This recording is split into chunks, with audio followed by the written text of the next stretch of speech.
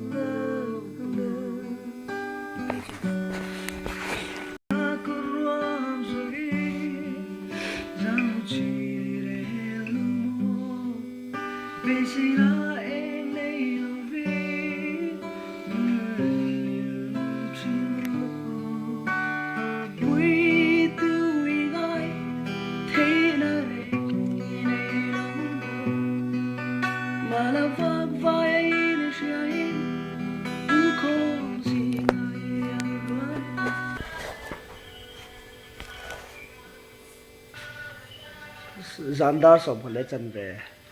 pel to ni maleni my love my tu ne si ikile hun tu thira lo huak tu ne si hey atang che khang no pian ai lo lu do ne a style ni chu pa trio la thar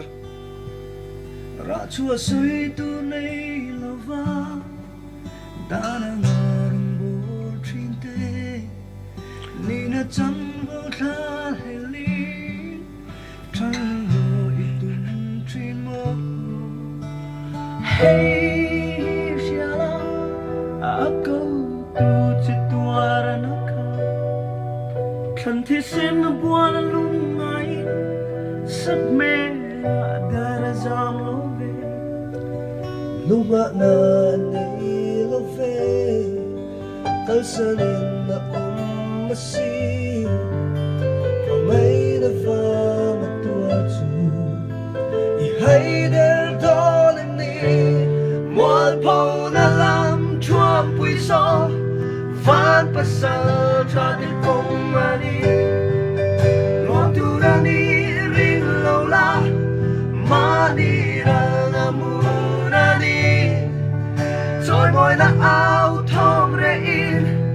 lom tu me ra bo to an che do mi sing fa pa kong zo ani le sing nun fi le mi dai ve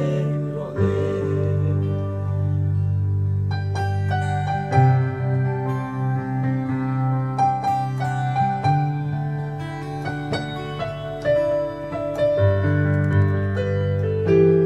song kha tu na la phua chin chu ani e ATP general conference pawla kan